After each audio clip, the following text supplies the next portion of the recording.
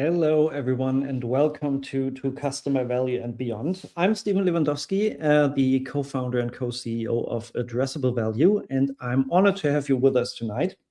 Tonight, we have a very special episode as we have a guest from Microsoft with us, with whom we will discuss the intricacies of AI and customer value management and bring you experiences from SaaS, from B2B SaaS, and also from the sales perspective, which we rarely had on this show so far. I'd love to introduce you to Alkim Mete. Alkim is a client director at Microsoft who's empowering organizations to navigate the complexities of cloud native and AI generative solutions to stay competitive in a rapidly changing world. Why don't you jump in, Alkim, and tell us a little bit about yourself and what keeps you busy these days? Welcome, Alkim. Great to see you again. Well, thank you, Stephen, for having me on the show. It's great to see you again and be part of the Addressable Value community. Thank you for having me. I'm Alkim, so I'm one of our client enterprise directors, as Stephen mentioned, at Microsoft. I've been in tech, customer success, product for over 10 years now across various groups. As Stephen knows, I love a good pivot, so it gives you a great perspective on things. But really, my focus is on making sure that we have the right customer outcomes and the right technology that we're leveraging to deliver. And that's basically me and what I do. Perfect. Thank you so much for that, so that everybody knows who you are and what kind of great experiences you bring to the table and they can benefit from. So expect some great insights tonight or today. Alkim, we met in London, right, during a great customer success event, and we talked for a while about customer value and how to basically engage prospects in the sales process and how to realize that in the post-sales process. And what I really appreciated was your understanding of the topic, right, the importance to deliver that, and we will get much deeper into this topic, of course, over the next 30 to 40 minutes. But aside of that, aside of SaaS and B2B and sales, Microsoft, addressable value, if your LinkedIn profile had a fun fact session, right, or something which is not focused on these areas, what is something the audience might be interested to learn about you? I love this question, and I loved meeting at the conference, by the way. I still remember it was sunny in London, which never happens. I was eating a croissant out of desperation because there was no food. But I guess, what would they be surprised? I think the main thing, obviously, from my LinkedIn, it's very obvious what I do. But something that might be surprising would be that I'm quite musical in terms of my interests outside of work. So I've been playing classical piano for over 15 years now. And I think I told you this, Stephen, when we met, but I gave a concert at the Royal Albert Hall in London with the Spring Orchestra. So that is something I'm super passionate about. I compose my own music, of course, just as a hobby. And I find that it does help me think when it comes to customer stuff as well a little bit. I think you might ask me about that. But I think maybe that's something that might be a fun fact. Lovely. And what I really appreciate and what I really love about this is that you seem to have found a passion in that, because what people don't know about me probably is that I played saxophone for like 10, 12 years. Yeah. And funny thing is, for me, the spark sadly never really ignited, right? So I did it and I liked it for a while, but sadly it didn't turn out to be like a life's passion. So I'm happy for you that it's happened to be that way. So I'll probably will never play these large concerts, but maybe in another life. maybe next year I can bring you on board. Maybe we'll do it in Berlin and do it. Yeah, maybe I have to learn piano, maybe. Perfect. Alkim, since you help teams manage quite massive, complex cloud domains, right? So, of course, I think everybody is aware, right? Since you're doing that for Microsoft, the projects and customer you talk about typically are complex and more on the larger side. What's maybe a skill, and I don't know if that will also touch the piano topic, what is a skill maybe from your past, right, that helps you, especially in that environment where it's usually high stakes and high also values you talk about with your customers? What helps you navigate that space? Very good question.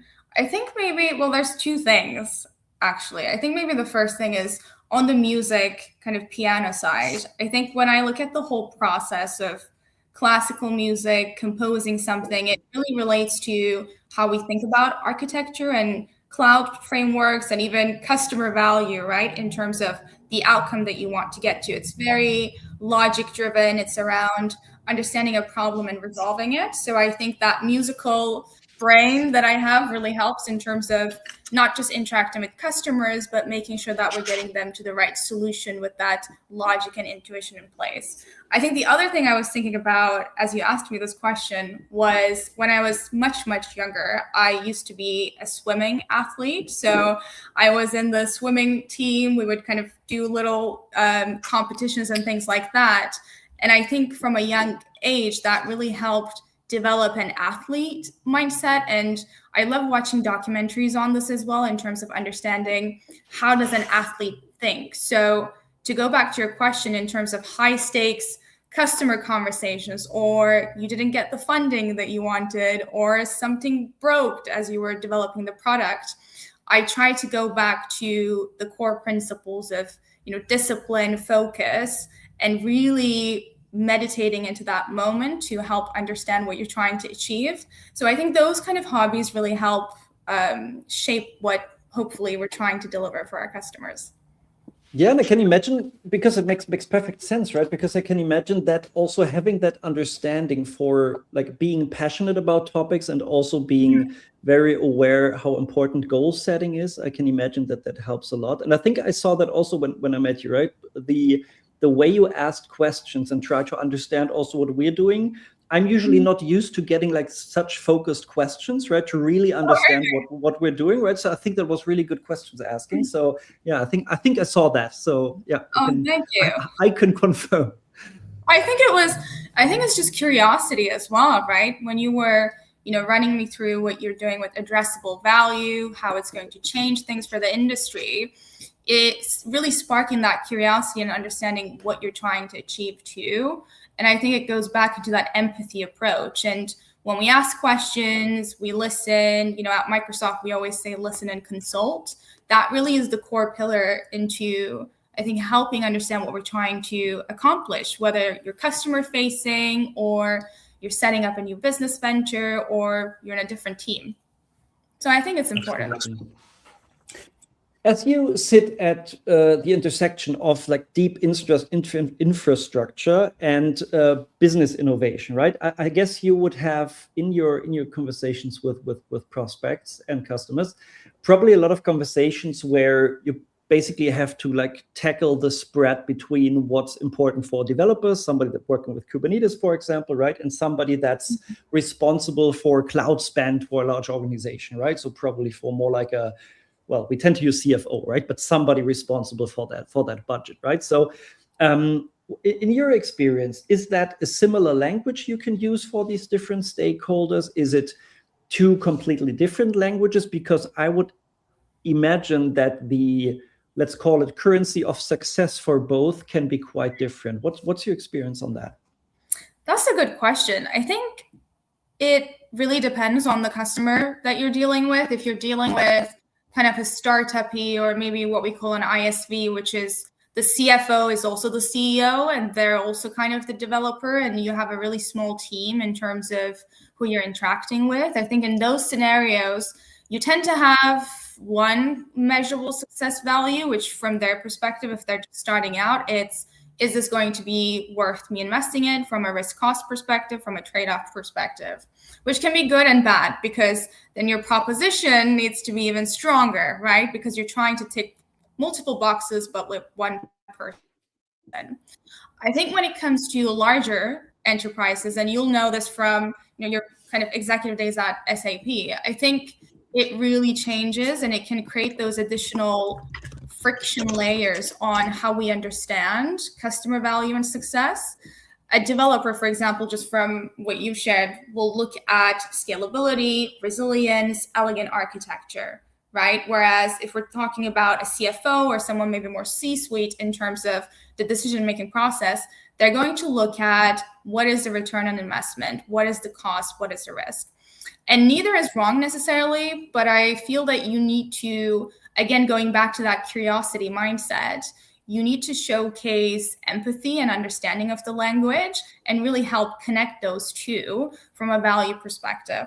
And I think a bit of the problem, like we discussed at the conference, is most large-scale organizations don't really build that translation layer. So you end up having the CSAs or kind of the sellers building that. But I think at the end of the day, you need to be able to kind of speak both of those languages. Would you agree? Absolutely, because I think that's usually also a skill that no matter where in go-to-market, I think you work, right? I think you need to develop that skill, because something that's often underestimated, and it's also something why we actually found this company and this approach is, and originally, by the way, a consulting approach, right, which turned into a software company, is that this management of stakeholders is often underestimated, right? Because imagine you're the best value selling expert, right? And you prepare the case and you talk to the different stakeholders during the sales cycle and just do the best job, right? The business side understands what they're doing. They have their strategic goals. They translate that into the business case. You sell that to the budget holder. Everybody's happy. Everybody's good, right? Everybody thinks we're walking in the same direction. I wish it was that easy, Steven. I wish so too. But then in practice, what happens is many companies then acquire the software, right? And then it's getting very operational, right? Very transactional. It's about the integration. It's about getting the software done. It's getting the onboarding teams in place, getting the teams trained. And we usually lose touch to that initial case that actually brought us there, right? And I think this awareness, that's why I can confirm that quite heavily, is that the best then also in the post-sales period can still navigate these different stakeholders, not falling to the trap and working with the very operational people, just working the software, but still regularly making sure that the strategic or the decision makers on the customer side still understand what's happening. And I think something I saw happen and actually working not well is this once a year, maybe twice a year, trying to get the executive sponsor to join some kind of business review, and just out of nowhere, there comes this email. Yes, let's do a QBR, EBR, whatever. And let's talk about that, right? And then sometimes you don't even have the right data for that. And then you're confused why they don't like that. And I think that's a big issue, right? Not kind of sticking to these stakeholders continuously, translating for them. And that's why, long answer, I think you're absolutely right. Thank you. I mean, it's so true what you've said. And I think in another one of these episodes, you discussed a whole, post-sale aspect in terms of that's actually the time you triple the relationship in terms of the return on investment that you can show, not 1 year after when you're having that business stakeholder meeting. And again, when it comes to that interconnectedness and the whole kind of ideology between, is it customer success, is it sales? It's actually both of them interconnected. And I think the organizations we saw, the customers we spoke to together at the conference in terms of who is really doing it in the right way have really bridged that interconnectedness. Absolutely. And what I just noticed is, right, so we jumped right into the topic, and we also mentioned like cloud native, right, and what you're doing. And sometimes talking to customers, it sometimes helps to simplify the language, right, and explain in very simple terms what this actually is. So could you maybe try, as context to what you're doing, explain cloud native maybe in like the easiest words you can find, so everybody understands what we actually mean by that? Yeah, of course. And I mean, I love this because I know you were kind of saying, hey, how do you actually explain technical concepts like it's to a 5-year-old? I think when we have concepts like cloud native or value engineering, it really helps break it down from a tangible perspective. And I have a young niece, so if I were to explain it to her in terms of what is cloud native to her, I would say it's kind of like giving a company, whether they're a small company or enterprise or a large scale, a really organized Lego box. Everything is easy to find, clear instructions, and nothing gets lost. And you can play faster and build the Lego that you're striving towards without making a mess. So instead of wasting time looking for things, So from a metrics perspective, this could be NRR. It could be, do you have the right adoption in place? You can actually build and create much quicker. So I always try to take that complicated concept into something really simple that a 5-year-old is using, or if it's the CFO that I'm speaking to from an executive perspective, a financial analogy, and really apply it to that. Do you think she would understand that analogy? What do you think? I think so. And I can see that you already have exercise in doing that, because I think, especially in our field, if you have to explain to your relatives and nieces and sons what you're doing for work, I think at some point you kind of learn how to simplify these things. And I think you did a great job. And I think she would understand now, and she might grab you by the hand and take you to the next Lego store to exercise that. But I think she would get it. No, it's so true, because I mean, again, in terms of addressable value as well, I'm sure you have these conversations too with different stakeholders on what is it, what are we delivering, what does that look like? And to me, if we're not having a value conversation, you're basically just selling stuff, which is not helpful for our customers. It's not helpful for Tech for Good, what we're trying to achieve. So I love that question, Stephen. Thank you. And I think it's just so helpful, right? Because it gets us also to the next topic of where also some of this might get lost in the process, right? Because especially in your ecosystem, right, which is complex, a lot of stakeholders involved, it's something we also see when we talk to different kind of size of customers, that sometimes you have very small go-to-market teams, right, which basically just talk to each other in the same room, right? Then you have larger go-to-market organizations where you might have the first process gaps, and then you have even larger organizations where you have very sophisticated go-to-market teams. You might have a value engineering team in the sales side, solution engineering teams, right? Very complex. And which is all great and usually works well for parts of it. But are there parts where you also see, especially in larger organizations like yours, right, where there still might be a disconnect, where the measurable value that you want to generate might be lost in handovers or disconnects? Is there like a big risk or a big disconnect you saw in practice about this disconnect? That's a really good question. I think, again, it comes with being part of a large organization, and the whole ideology of value is the interconnectedness. I think for me, I have worked across product, I've worked across sales, customer success. Right now I'm in sales.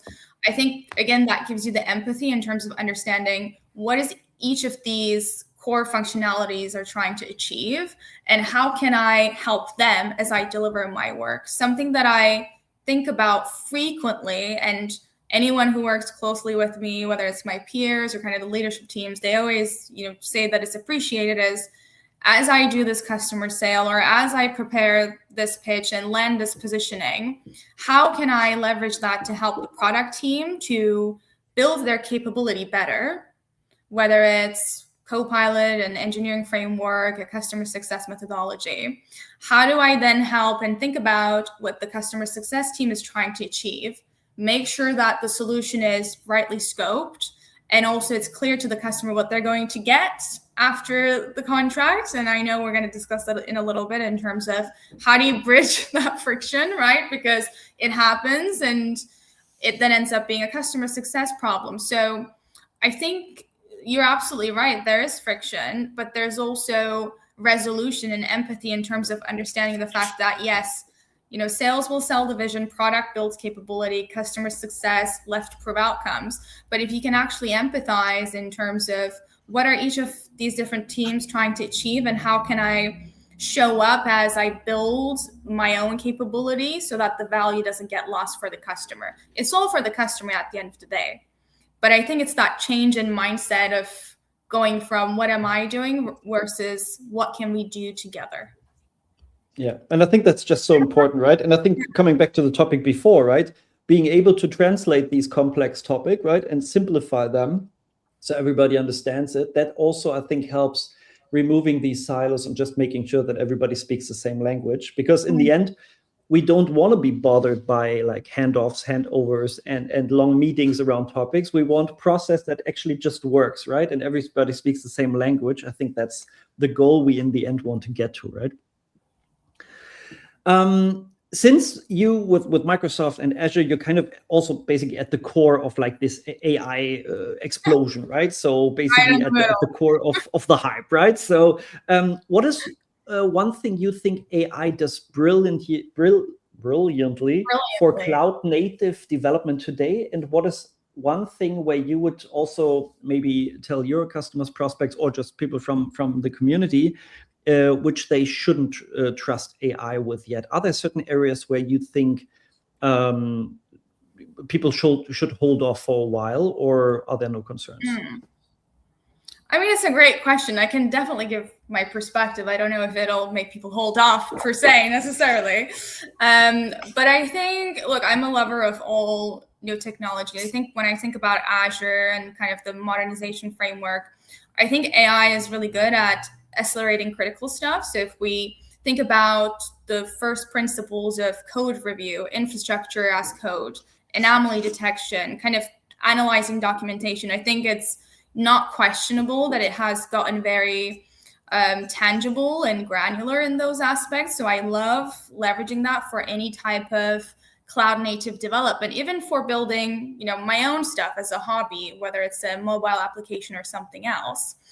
I think something that I'm still not 100% on, and actually maybe, Asha Sharma, she used to run our core AI product functionality at Microsoft, and she was kind of talking about agents and the whole concept and ideology of agents, and everyone's really excited, right? You have the PowerPoint agent, you have Frontier, you have code as source, which is all really fun stuff.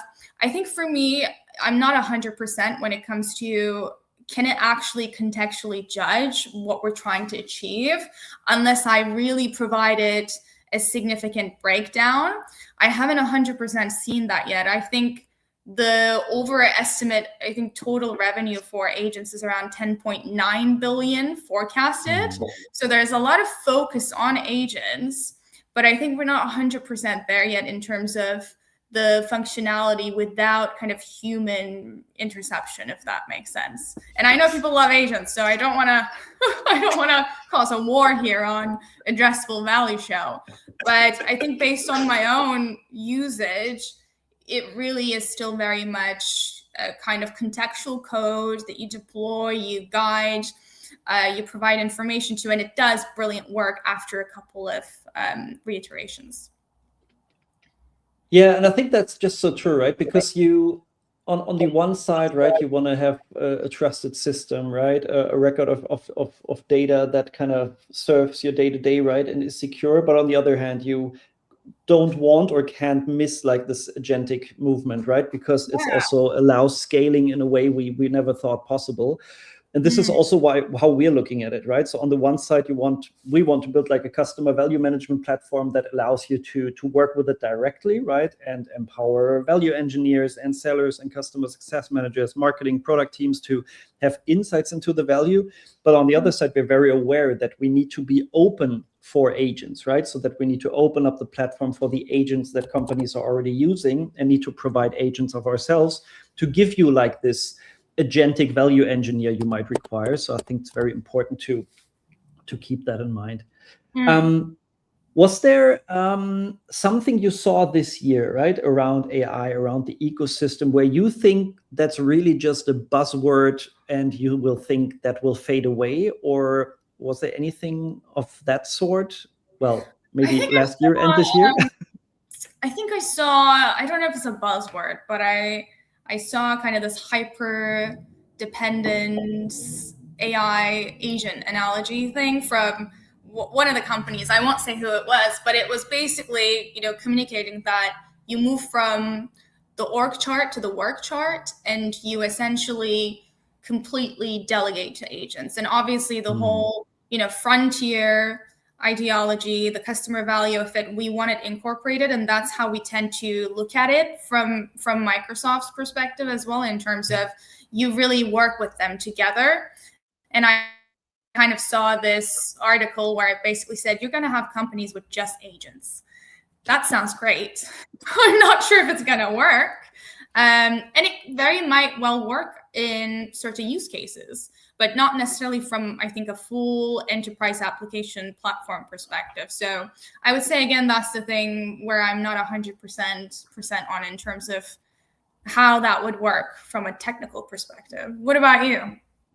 Yeah, I think I love getting a bit philosophic about topics like that, right? And I think the question will also sometimes be, do we want to live in a world where everybody from the CEO to the sales rep to the CS rep is an agent, right? So it's also, I think, a question of whether in the future we will have people that have no issue working with such a company and others that think, okay, I don't want to do that, right? Funnily enough, we had a 3-hour product workshop today, and that was one big topic we also discussed there, right? About if that will happen, because somebody in the room actually discussed a company he found where basically you sign up and you're basically a shareholder of your AI company you found, right? And then everything else is an agent. And then the Claude agent is talking to OpenClaw, and all these different like LLMs are represented.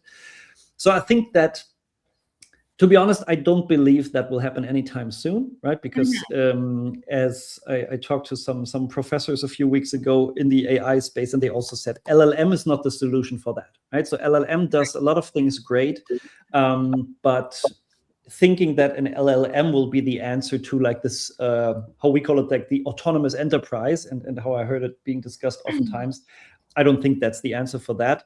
But LLM can do great things, and I think that's exactly about that, right? So you don't to not think AGI is the answer to your problems, but LLMs might be also a solution for big business problems we have today, and that's already great, right? So let's solve that first before we build fully autonomous enterprises.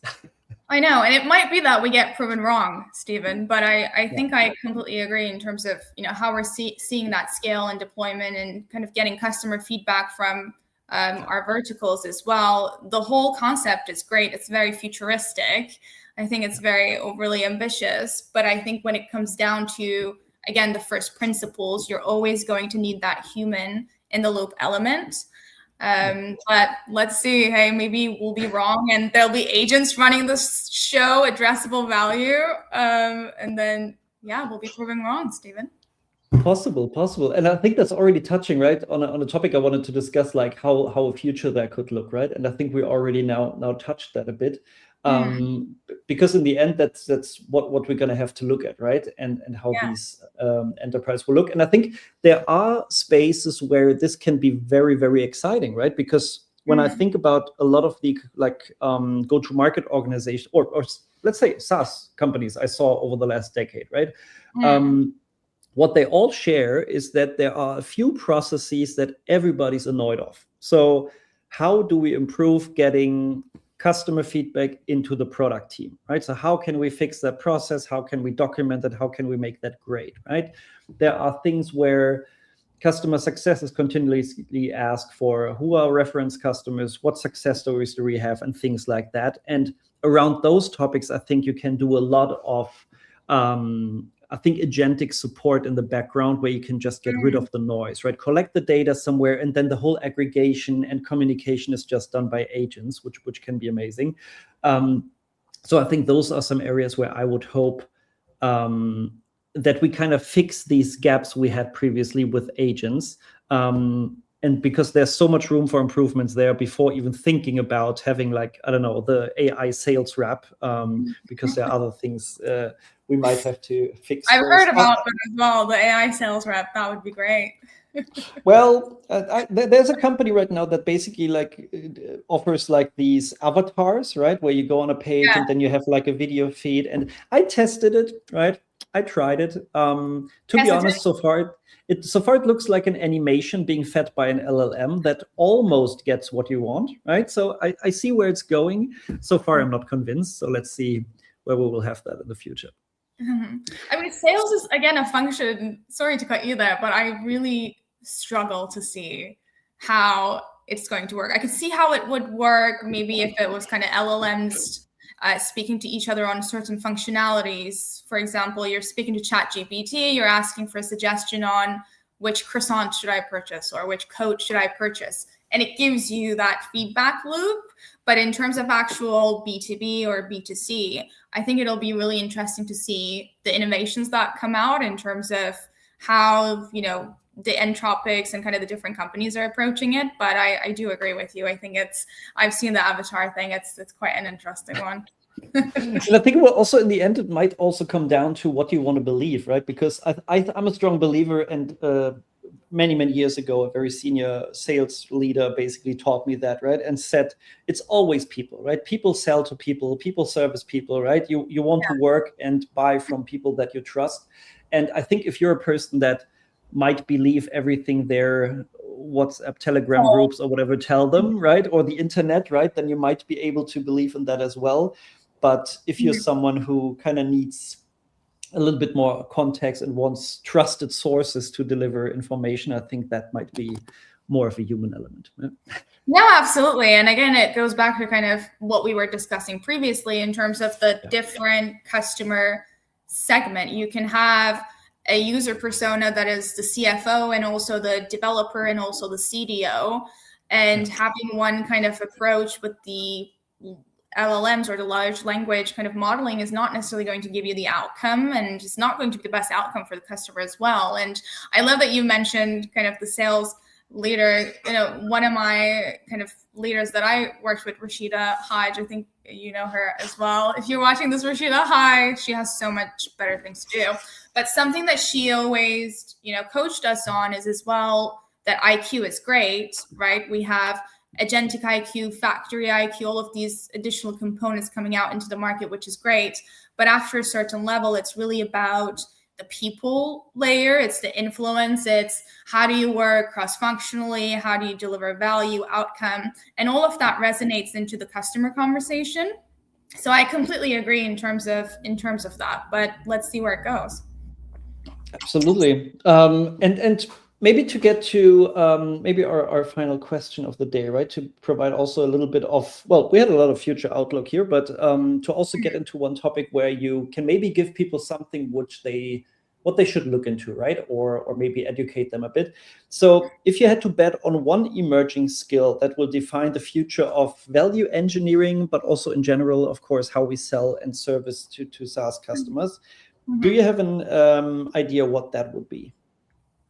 Good question. I think maybe looking at it from my sales kind of customer success lens, I would say that it's really going to be around having that combination of commercial and technical fluency. I would say, make sure that you're updating your skill set, because the market is accelerating so fast, as you know, that even when we were at the conference, there's new technologies being introduced, new partners coming into the ecosystem. So it's really important that you have that understanding in terms of what are the key workloads, applications that I need to really be aware of. Obviously, huge focus on developer and huge focus on GitHub, which actually is not new. The core principles is really around developers. So I would say focusing on that is going to be quite key. The other thing, again, is kind of that combination of influence, EQ, commercial storytelling with technical fluency. I think there's something really beautiful and unique in having that ability to take a complex, cloud architecture decision and actually connect it directly to a C-suite priority without losing the language or the technical SMEs in the room. So you're not necessarily just pure tech, you're not pure business, you're kind of in the middle and you're communicating at the same time with these stakeholders. And I think that's what value engineering is essentially. It's who can do that while analyzing the ecosystem at the same time with the right technical fluency. What do you think? Perfect. I think that's absolutely great. And I think that's something you can actually actively look into and provide value to your organization basically today and tomorrow, right? And continuously develop it. So I think that's super great educational advice, I would call it. So love it. Alkim, we're already at the end of our time. So thank you so much for joining us today. I think next time I hope to see you back in London, or maybe you will be in Berlin at some point. So it would be lovely to see you. So where can people find you? Where can they connect with you if they want to learn even more from you?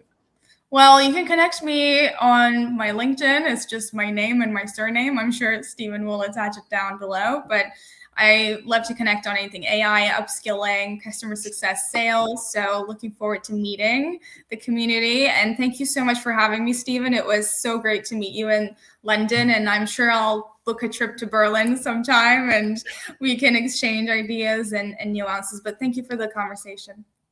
Thank you so much. We will be happy to have you. And maybe we can have you as a guest speaker on one of our meetups soon. So happy to have you. See you soon, Alkim. So thank you so much.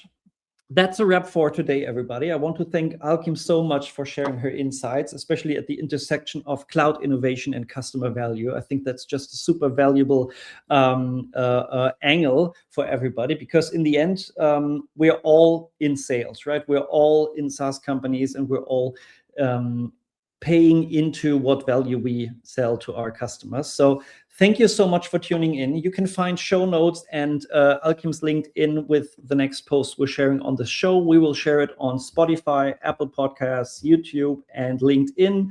We will share some snippets of the show as well. And as we said, please connect with Alkim and myself to not miss the next show. And until next time, we'll see you at To Customer Value and Beyond soon. Good evening.